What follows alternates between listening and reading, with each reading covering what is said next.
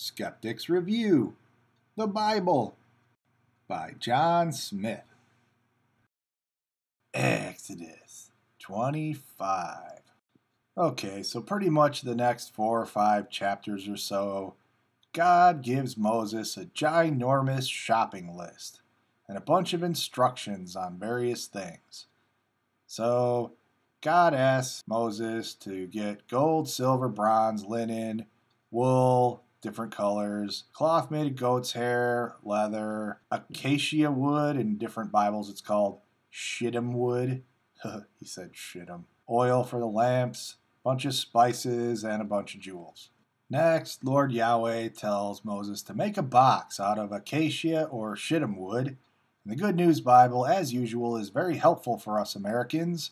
Gives it to us in inches. Okay, so Americans can't use the metric system. You non-Americans don't know what a cubit is, so shut up. So on this box made out of shittim wood, God wants it to be covered with gold, of course. And then he wants 2 winged creatures made out of hammered gold, one for each side, and the creatures are to face each other on the lid, and their outspread wings are to cover it. Oh, okay, so I guess the angels or cherubim or winged creatures look like this. Sorry. Then Lord Yahweh says, make a lampstand of pure gold, of course. And he gives a bunch of instructions about the decorations on this lampstand. And it has to have 6 branches to extend from its sides. Use 75 pounds of pure gold to make the lampstand. Geez, does Lord Yahweh think gold grows on trees or something?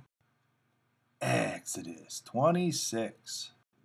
So this chapter is pretty much about the sacred tent and the interior of the sacred tent.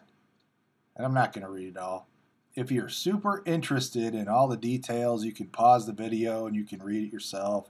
I copied and pasted the entire chapter.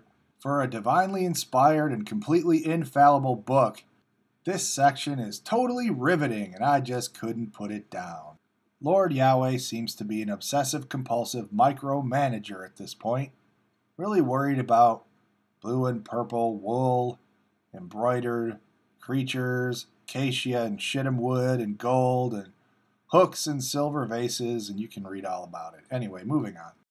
Exodus 27.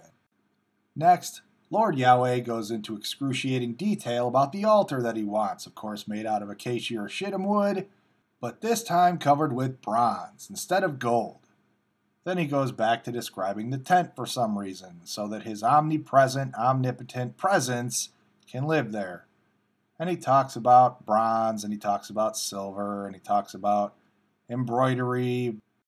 Is this like an episode of Queer Eye for the Straight Guy or something? And then for some reason he goes back to lampstand again, and he talks about olive oil for the lamp, so that it can be lit every evening. Why couldn't he have mentioned that when he was talking about the lampstand before? Exodus 28. Hey look, Aaron gets some new threads. Cool.